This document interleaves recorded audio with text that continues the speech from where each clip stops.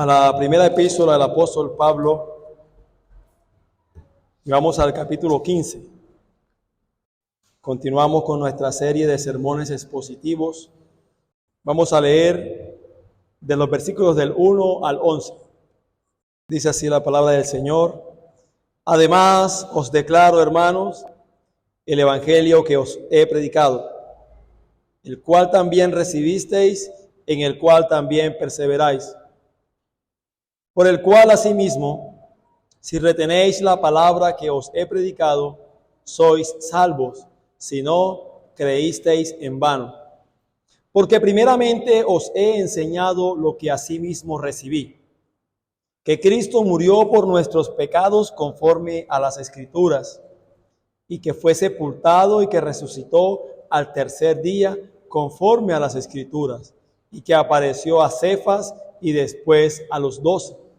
Después apareció a más de 500 hermanos a la vez, de los cuales muchos viven aún y otros ya duermen. Después apareció a Jacobo, después a todos los apóstoles, y al último de todos, como a un abortivo, me apareció a mí, porque yo soy el más pequeño de los apóstoles, que no soy digno de ser llamado apóstol, porque perseguía la iglesia de Dios. Pero por la gracia de Dios soy lo que soy, y su gracia no ha sido en vano para conmigo. Antes he trabajado más que todos ellos, pero no yo, sino la gracia de Dios conmigo. Porque o sea yo, o sean ellos, así predicamos y así habéis creído. Hermanos, iniciamos entonces un nuevo capítulo de Primera a los Corintios. Iniciamos el capítulo número 15. Ya el apóstol Pablo en los versículos anteriores venía tratando ciertos asuntos como del matrimonio, asuntos también de casos de inmoralidad en la iglesia, asuntos en el culto de adoración pública, temas como el uso de las lenguas y de los dones. Pero aquí en el capítulo 15 entonces va a tratar un tema totalmente diferente del que venía tratando, y es un tema netamente doctrinal. Y en estos versículos el apóstol Pablo nos da la más amplia reflexión sobre la doctrina de la resurrección que encontramos en las Escrituras. Si uno mira detalladamente acerca de estos versículos, puede ver que aquí el apóstol Pablo presenta de una manera muy especial el tema o el asunto de la resurrección de Cristo. Y así como el corazón bombea la sangre que da vida a cada parte del cuerpo, la resurrección da vida a cada área de la verdad del Evangelio. La resurrección es el eje alrededor del cual gira todo el cristianismo y sin la cual todas las demás verdades no podrían sostenerse.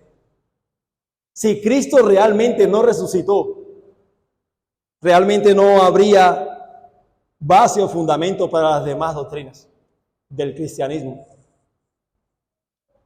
Sin la resurrección, hermanos y visitas que nos acompañan, el cristianismo sería solo pensamiento nostálgico, que ocuparía un lugar junto a todas las demás filosofías humanas y especulaciones religiosas. El cristianismo es totalmente diferente a las demás religiones y filosofías humanas, porque el cristianismo presenta la resurrección de su glorioso y Señor Salvador Jesucristo, que venció la muerte en la tumba. Hermanos, la resurrección era el punto central de todas las otras verdades enseñadas por el mismo Señor Jesucristo. Nuestro Señor Jesucristo enseñó a sus discípulos que le era necesario al Hijo del Hombre padecer mucho y ser desechado por los ancianos, por los principales sacerdotes y por los escribas, y aún ser muerto y resucitar después de 3 días. Eso nos lo dice el Evangelio de Marcos, capítulo 8, versículo 31. Pero también dijo en Juan, capítulo 11, versículo 25, yo soy la resurrección y la vida. El que cree en mí, aunque esté muerto, vivirá. Los dos primeros sermones predicados después de Pentecostés en el libro de los Hechos se enfocaron ambos en la resurrección de Cristo. El apóstol Pedro en Hechos capítulo 2, versículo 14 al 36 y en Hechos 3 del 12 al 26, el enfoque principal de la predicación del apóstol Pedro es la resurrección de Cristo. Y debido a esa gran verdad, la verdad de la resurrección de nuestro Señor Jesucristo, los descorazonados seguidores del crucificado Rabí, del crucificado Mesías y Maestro, se convirtieron luego en los testigos valerosos y mártires que en pocos años después esparcieron el Evangelio por todo el Imperio Romano y más allá del Imperio Romano. La creencia en la resurrección de Cristo, la verdad de que esta vida es solo un preludio de la vida venidera que disfrutarán los que confían en Cristo Jesús. Esa gran verdad, hermanos, no la pudo destruir ni la burla, ni la cárcel, ni la tortura, ni siquiera la muerte. Nuestra esperanza gloriosa, que así como nuestro Señor Jesucristo resucitó, así también nosotros seremos resucitados con Él. Ninguna clase de temor o terror en esta vida, óigase bien, en esta vida puede apagar la esperanza y el gozo de una vida venidera que está asegurada en Cristo para todos aquellos que han creído en Él. Nada podrá apagar esto, hermano. Ni la vida, ni la muerte, nada en este mundo. Sin la resurrección no habría sido posible la provisión de nuestra salvación, hermanos. Y tampoco se puede recibir la resurrección de nuestros cuerpos sin creer en la resurrección de Cristo. En Romanos capítulo 10, versículo 9, dice: si confesares con tu boca que Jesús es el Señor y creyeres en tu corazón que Dios le levantó de los muertos, serás salvo. Oh, la resurrección, hermano. Tienes que creer que realmente Cristo resucitó, que Dios le levantó de los muertos. Entonces serás salvo. Por lo tanto, no es posible ser cristiano y no creer en la resurrección de Cristo Jesús. Ahora bien, el problema doctrinal sobre el que se enfoca este capítulo, el capítulo número 15, el que vamos a empezar a tratar, no era la incredulidad de los corintios en cuanto a la resurrección de Cristo.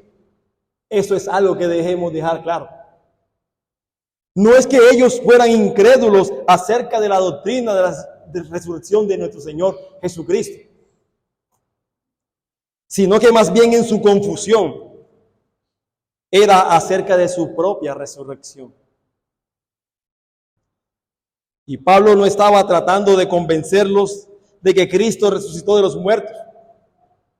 Esa no era su intención, sino de que un día ellos también resucitarían con Cristo para vida eterna. Que así como Cristo resucitó, así ellos también resucitarían para vida eterna. Y esta esperanza debe ayudarnos a prepararnos para servir y encontrarnos con nuestro Señor.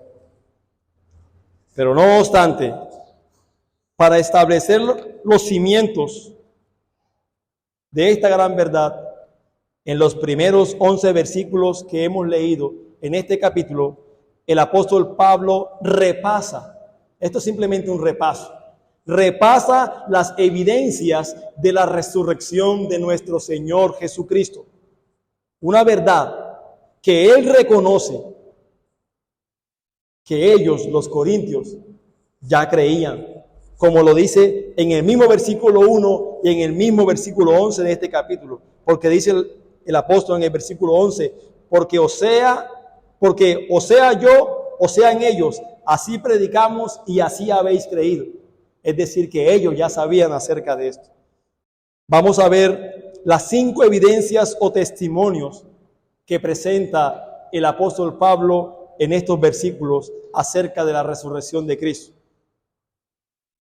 Vemos la iglesia, las escrituras, los testigos oculares, un testigo especial, el apóstol mismo y el mensaje común. Vamos a ver como tema de esta enseñanza en esta tarde, evidencias de la resurrección de Cristo. Evidencias de la resurrección de Cristo, y vamos a ver nuestro primer punto, el testimonio de la iglesia. Los versículos del 1 al 2.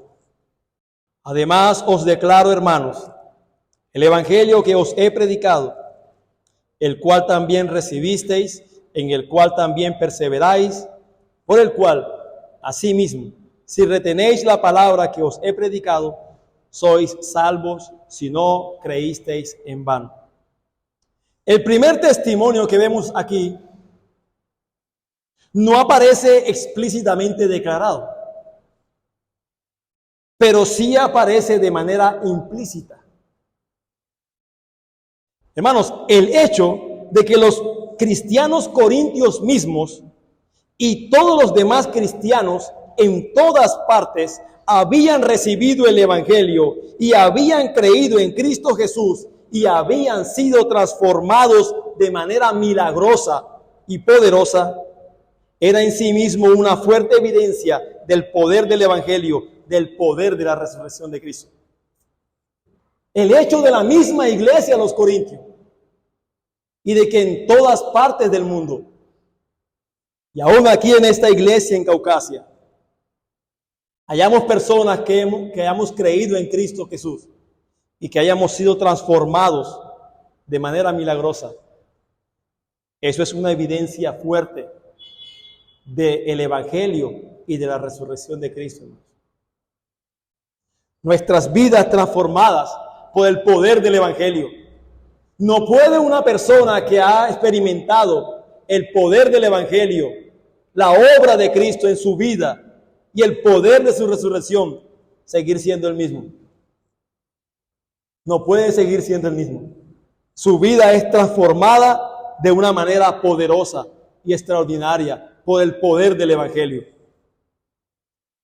Así que de manera implícita entonces vemos el testimonio de la iglesia a los corintios y de la iglesia en general. Y al dirigirse de nuevo a ellos, el apóstol Pablo, a la iglesia a los corintios, se dirige a ellos en lo que ha sido recurrente, en las maneras como él se ha dirigido a la iglesia a los corintios. Y le dice, hermanos. Dice, además os declaro hermanos.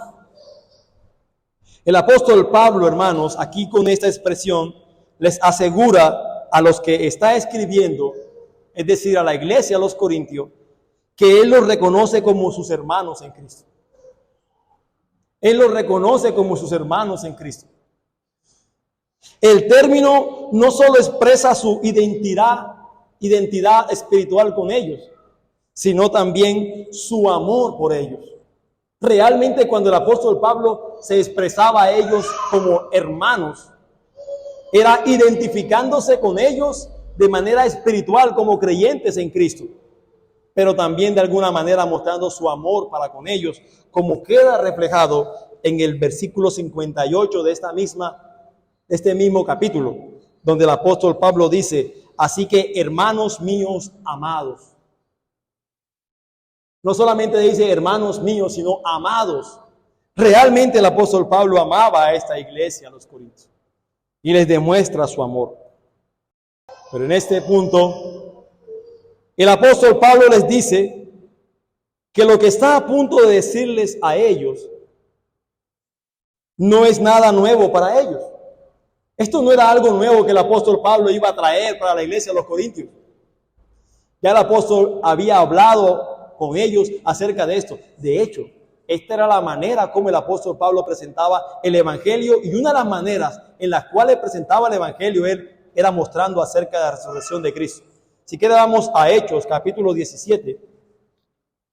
Hechos, capítulo 17, versículo 18. Esta era una práctica recurrente del apóstol Pablo al hablar del Evangelio, mostrar y hablar acerca de la resurrección de Cristo. Es que el Evangelio sin resurrección no es Evangelio, hermano. No puede ser Evangelio. Y él, hablando con los epicúreos y con los estoicos, dice lo siguiente: y algunos filósofos de los epicúreos y de los estoicos disputaban con él, y unos decían: ¿qué querrá decir este palabrero? Y otros: parece que es predicador de nuevos dioses. ¿Por qué? Porque les predicaba el Evangelio de Jesús, ¿y qué? Y de la resurrección, hermano.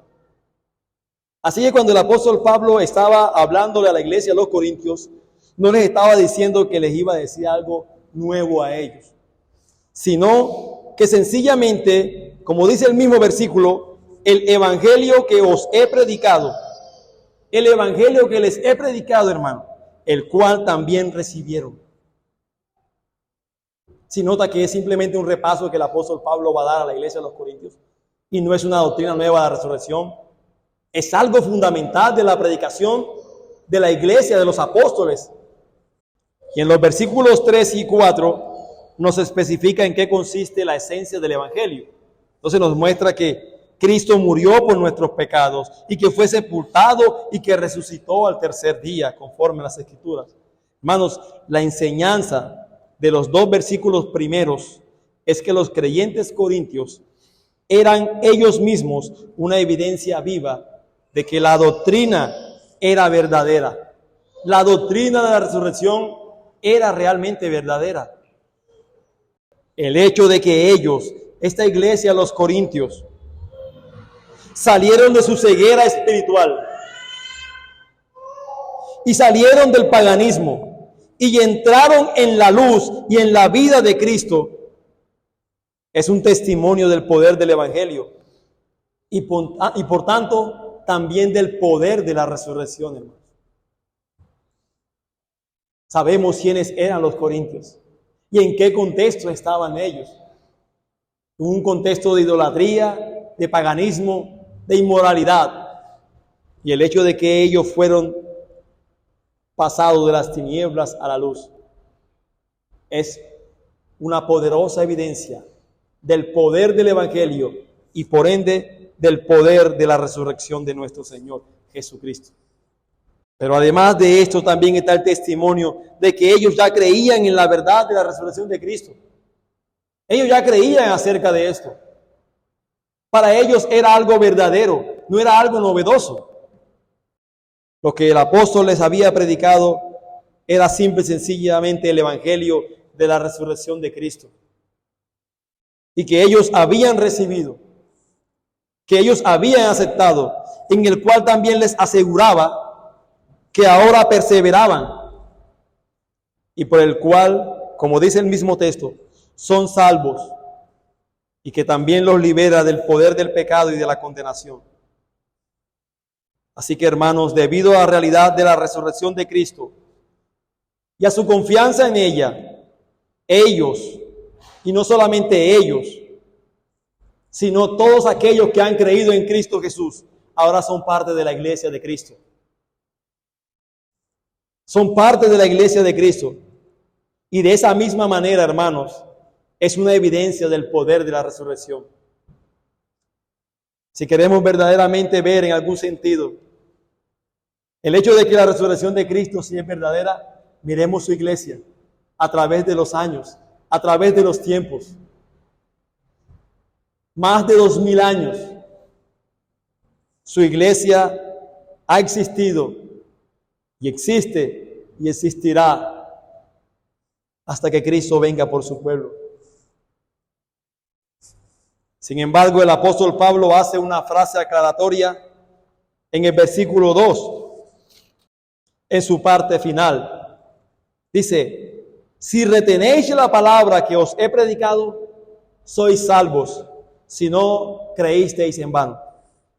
Si retenéis la palabra que os he predicado, sois salvos, si no creísteis en vano.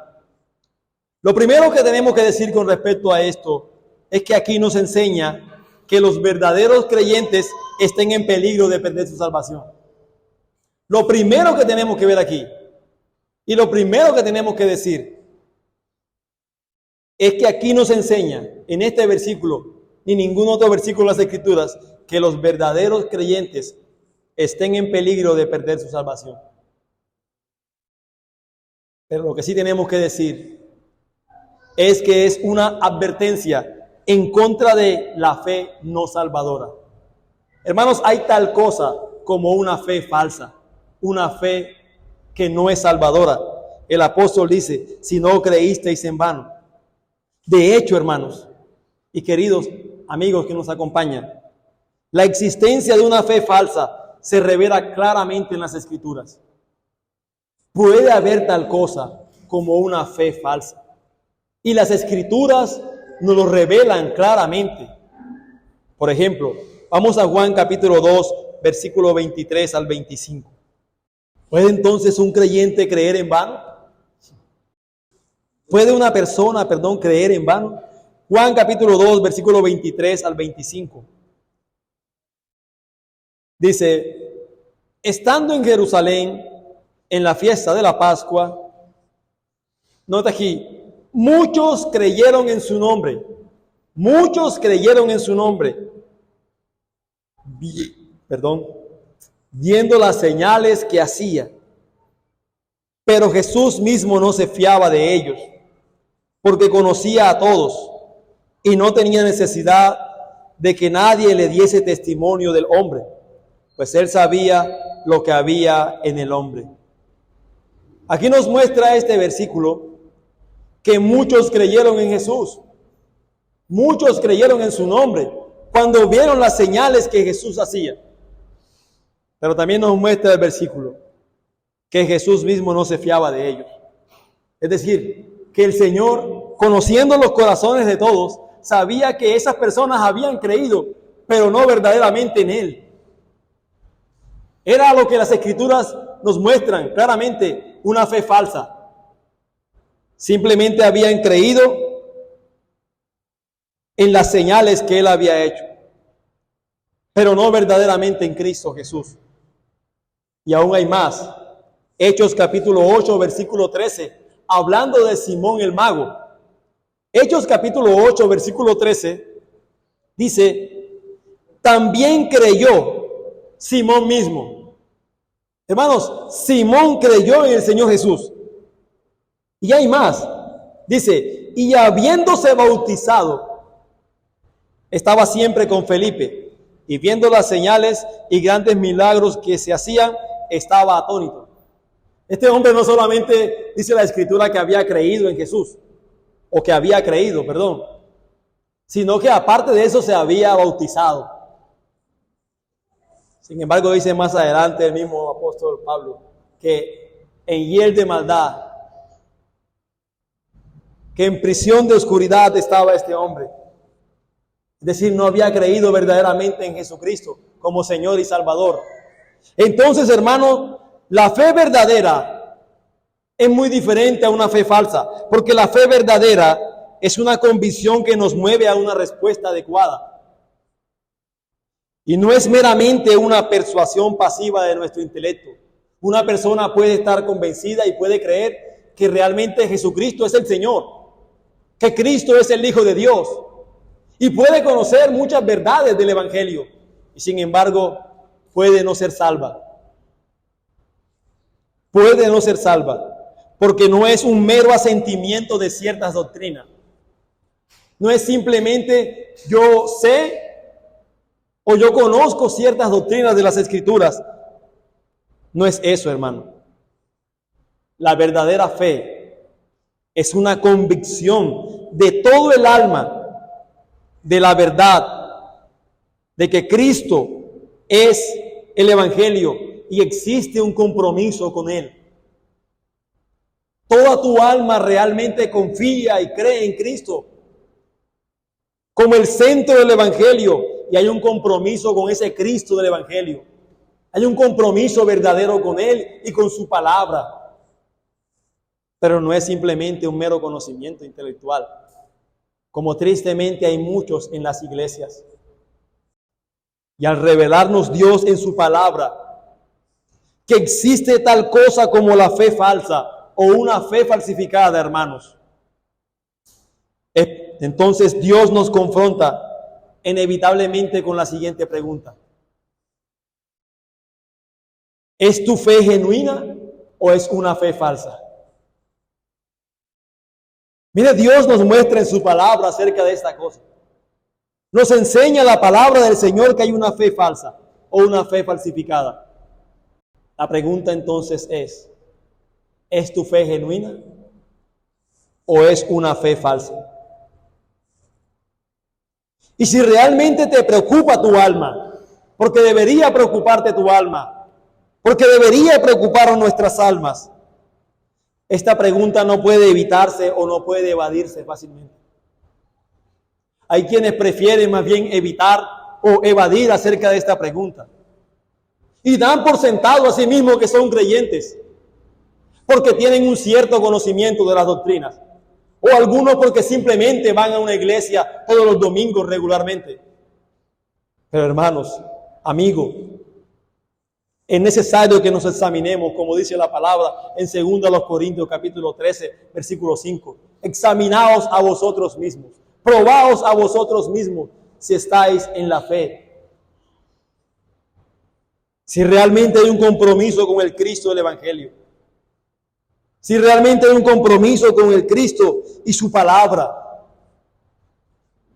Porque hay tal cosa como una fe falsa. Que los corintios se aferraban a lo que Pablo les había predicado, era resultado de su genuina salvación. Y era una evidencia de esta. Sin embargo, debemos reconocer que algunos en la iglesia, los corintios, carecían de la verdadera fe salvadora. Así como hay en muchas iglesias hoy en día, muchos carecen de la verdadera fe o de la fe salvadora. Y por esa razón no continuaron obedeciendo la palabra de Dios. Muchos en la iglesia, los corintios, y muchos no continúan obedeciendo la palabra de Dios en nuestros tiempos, porque les es estorbosa, les es gravosa, les es molesto. Pero al contrario, la enseñanza de Pablo sobre la seguridad de los creyentes no deja lugar a duda. Si bien las Escrituras enseñan por un lado que hay algo como una fe falsa, bueno, las Escrituras también enseñan que hay seguridad de los creyentes en cuanto a su salvación, si verdaderamente has creído en Cristo. Romanos capítulo 8, versículo 29 al 30, simplemente como para citar un texto de muchos de los textos en las Escrituras que nos presentan acerca de la seguridad de los creyentes en su salvación. Romanos capítulo 8, versículo 29 al 30. Muchos la llaman la cadena de oro de la salvación.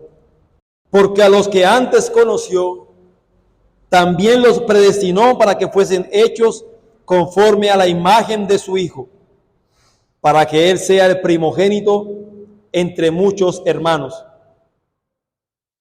Y a los que predestinó, a estos también llamó. Y a los que llamó, a estos también justificó. Y a los que justificó, a estos también glorificó. Hermanos, a los que antes conoció el Señor. Es decir, eso significa que Dios en su decreto eterno, antes de la fundación del mundo, ya había determinado. Se indica una relación de pacto con Dios.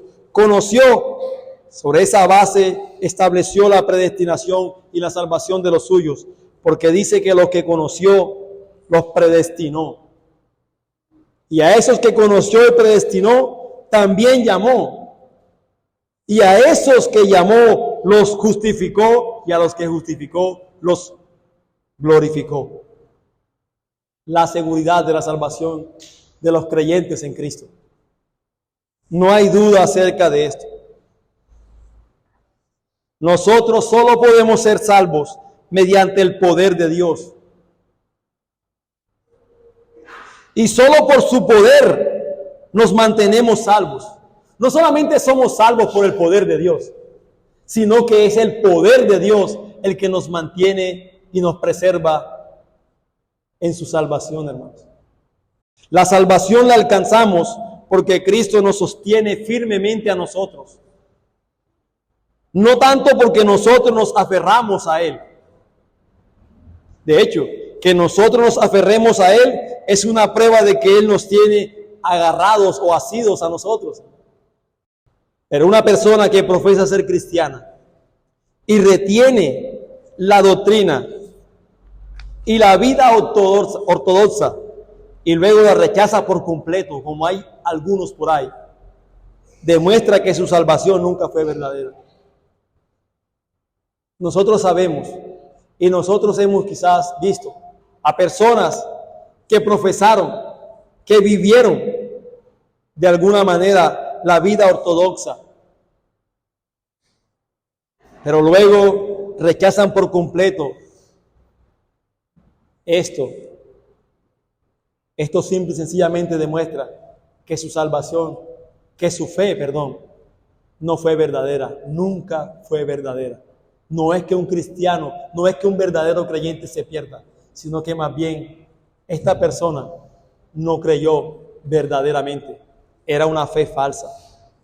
Nunca fue verdadera, hermanos.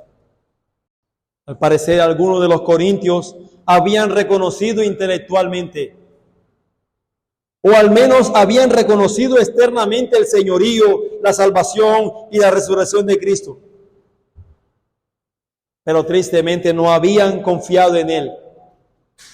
No habían confiado en Cristo. O quizás su compromiso con Cristo era simplemente superficial. Un compromiso meramente superficial con Cristo y con su palabra. Creían, como dice Santiago, solo como creen los demonios. En Santiago capítulo 2, versículo 19, Santiago dice, ¿tú crees que Dios es uno? Bien haces. Los demonios también creen y tiemblan. Así que tú dices que crees, bien haces. Pero no te olvides que los demonios también creen y aparte de eso tiemblan. Reconocen a Cristo. Quizás muchos creyentes en Corintio reconocían también a Cristo. Sabían que Cristo había resucitado, pero no lo habían recibido. Y cuando digo que no lo habían recibido, no es que digan, yo recibo a Cristo en mi corazón, sino que verdaderamente no habían tenido un compromiso con Cristo. No habían creído verdaderamente en Cristo como su Señor y Salvador. Y por esa razón, si no lo habían recibido, entonces mucho menos hubieran podido perseverar. No podían perseverar si no habían recibido a Cristo. Ni mucho menos eran salvos por Cristo. Y tampoco retenían la palabra que Pablo les había predicado. Como el mismo Señor Jesús dijo claramente, mediante las ilustraciones de la parábola del sembrador. Sé que usted ha leído acerca de la parábola del sembrador. Muchas personas pueden responder de forma positiva. Pueden responder de una manera u otra al Evangelio. Pero solo la fe genuina en Cristo resulta en salvación. Hay muestras que muchos creyeron en diferentes maneras. Pero solo nuestra fe genuina en Cristo resulta para salvación. Muchos tienen una fe que no sirve para nada. Muchos dirán, Señor, Señor, en el día del juicio. Señor, Señor. Pero serán excluidos por causa de su falsa fe y su fe vacía. Porque muchos dirán, Señor, en tu nombre echamos fuera demonios. Hicimos muchos milagros. Y el Señor les va a decir, nunca os conocí. Y esto de alguna manera nos muestra, hermanos, de que hay personas que de alguna manera pueden aparentar o pueden decir que han creído en Cristo Jesús, pero que tristemente su fe es falsa y vacía. Los que abandonan a Cristo y a su iglesia demuestra que nunca fueron de verdad de Él. Primera de Juan 2:19 dice: salieron de nosotros, pero no eran de nosotros, porque si hubiesen sido de nosotros, habrían permanecido con nosotros, pero salieron para que se manifestase que no todos son de nosotros. Dice el apóstol Juan, salieron de nosotros, pero el hecho de que hayan salido de nosotros no significa de que eran de nosotros. Porque una de las características o una de las marcas es que permaneciesen, hubiesen permanecido con nosotros. Es decir, hubiesen permanecido en la verdad del Evangelio. Jesús dice, los que permanecen en mi palabra, los que retienen la palabra del Señor Jesús, son verdaderamente mis discípulos. Esos son los discípulos de Jesús, los que retienen su palabra, los que retienen su verdad. Los que de verdad son justificados, no solo son salvos por fe, sino que también continúan viviendo por fe, como dice la palabra. Así que la obediencia a la palabra de Dios y una fidelidad continua son las marcas verdaderas de los redimidos. Son las marcas verdaderas de un verdadero creyente. Obediencia a la palabra y fidelidad a ella. Una obediencia continua y una fidelidad continua a la verdad de la palabra. El hecho de que a pesar de su gran y muchas debilidades, la iglesia corintia continuaba todavía existiendo, era un fuerte testimonio del poder del Evangelio. Mire, la iglesia de los Corintios, cuando nosotros y hemos tenido la oportunidad de enseñar, ya llevamos casi 14 capítulos estudiando la carta a los Corintios, nos hemos podido dar cuenta que es una iglesia con grandes debilidades, con muchas debilidades, con muchos pecados. Pero el hecho de que esta iglesia todavía continuara existiendo era un fuerte testimonio del poder del Evangelio, del poder de la resurrección de Cristo. ¿Quién, sino el Cristo vivo y resucitado, podría haber soportado a ladrones, adúlteros, fornicarios, homosexuales, mentirosos, idólatras y gente tan totalmente pagana como era la iglesia de los Corintios? Como dice el apóstol Pablo en el capítulo 6, versículo 9 al 11, que había de todo esto en la iglesia, hermano. Y dice, esto erais algunos de vosotros, pero fueron lavados, fueron transformados por el poder del Evangelio, por el poder del Cristo resucitado. Fueron transformados y trasladados a una comunidad de redimidos y de santos. ¿Qué más evidencia, hermanos, del poder glorioso del Evangelio y de su permanencia de la iglesia en este mundo? A pesar de sus muchos defectos y de sus muchos fracasos, y a pesar incluso en la iglesia de los Corintios, de la presencia de seguidores falsos en su asamblea, porque no podemos olvidar esto. La iglesia era una iglesia que tenía debilidades, problemas, dificultades, pecados, y aparte de eso, habían falsos maestros infiltrados en su asamblea. A pesar de todo esto, hermanos, Cristo vivía en y por medio de los santos verdaderos. Cristo vive en y por medio de los santos verdaderos. El apóstol Pablo estaba avergonzado de lo mucho que hicieron la iglesia de los Corintios, pero no se avergonzaba de llamarlos hermanos a muchos de ellos. Así, la permanencia de la iglesia de Cristo Jesús a lo largo de 2000 años, más de 2000 años, es una evidencia de la realidad de la resurrección.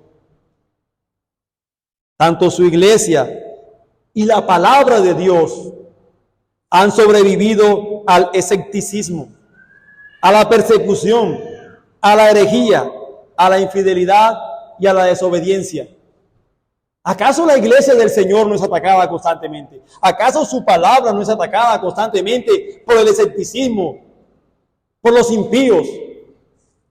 Pero aún así, hermanos, sigue firme, sigue de pie y seguirá firme por el poder del Cristo resucitado.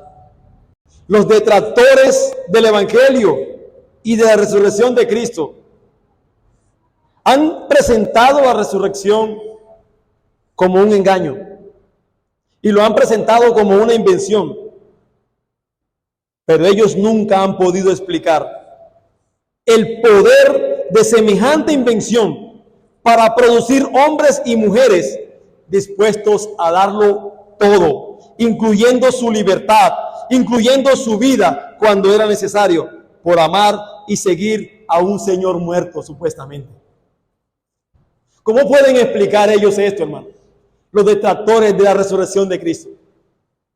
Que tantos hombres y mujeres en el mundo estén incluso hasta dar su vida por el Evangelio, por lo que ellos llaman un Señor muerto. Su iglesia viva es una evidencia de que Cristo Jesús está vivo. Y solo puede estar vivo hoy Cristo si de verdad resucitó de entre los muertos ese día, al tercer día, hermanos. Y ciertamente Cristo resucitó conforme a las Escrituras al tercer día. Su tumba está vacía. Los hombres que creyeron predicaron al Cristo vivo, al Cristo resucitado, hermano. Permítame citar una cita de, valga la redundancia, de un pastor de antaño hablando acerca de la resurrección de Cristo. Él dice: si la crucifixión de Jesús hubiera sido el fin de la experiencia de sus discípulos con él, resulta difícil ver cómo la iglesia cristiana podía haber llegado a existir. La iglesia fue fundada sobre la base de que Jesús era el Mesías. Un Mesías crucificado no era un Mesías para nada. Era uno que había sido rechazado por el judaísmo y maldecido por Dios mismo. Pero fue la resurrección de Jesús, como el apóstol Pablo declara en Romanos capítulo 1, versículo 4, que le proclamó como el Hijo de Dios con poder. En Romanos el apóstol Pablo dice en el versículo 4 del capítulo 1 que Dios le declaró como Hijo de Dios con poder por la resurrección de entre los muertos. Gloria sea al Señor, hermanos. Un seguidor de Buda escribe acerca de aquel líder religioso lo siguiente. Él dice: cuando Buda murió, fue como desaparecer por completo en lo que nada permanece.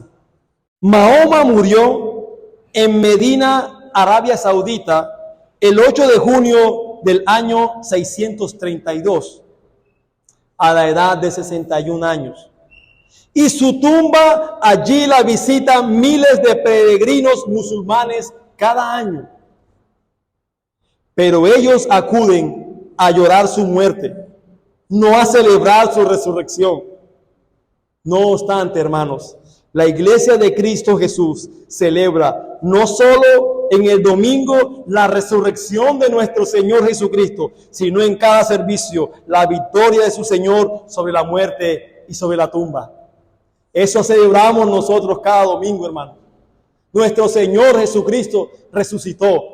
Nuestro glorioso y precioso Salvador Jesucristo resucitó. Y celebramos cada domingo su gloriosa y poderosa victoria sobre la muerte y sobre la tumba. Gloria sea al Señor, hermanos. Que esta verdad, que esta gloriosa verdad del Evangelio, de la resurrección de nuestro Señor Jesucristo, nos ayude cada día a esforzarnos, a predicar cada día el Evangelio y creer verdaderamente en la obra poderosa de nuestro Señor. Que esta su verdad, hermanos, sea afirmada en nuestros corazones. Hemos creído en un Dios vivo y verdadero. Él murió por nuestros pecados, pero resucitó para nuestra justificación. Si Cristo no hubiese resucitado de los muertos, entonces vana sería nuestra predicación, hermano. Pero creemos que verdaderamente Cristo resucitó y por eso aquí estamos. También creemos que seremos resucitados juntamente con Él. Amigo, ven a Cristo. Cristo es un poderoso Salvador. Él venció la tumba y la muerte. Y Él es, como dice Juan, la resurrección y la vida. El que cree en Él, aunque esté muerto, vivirá.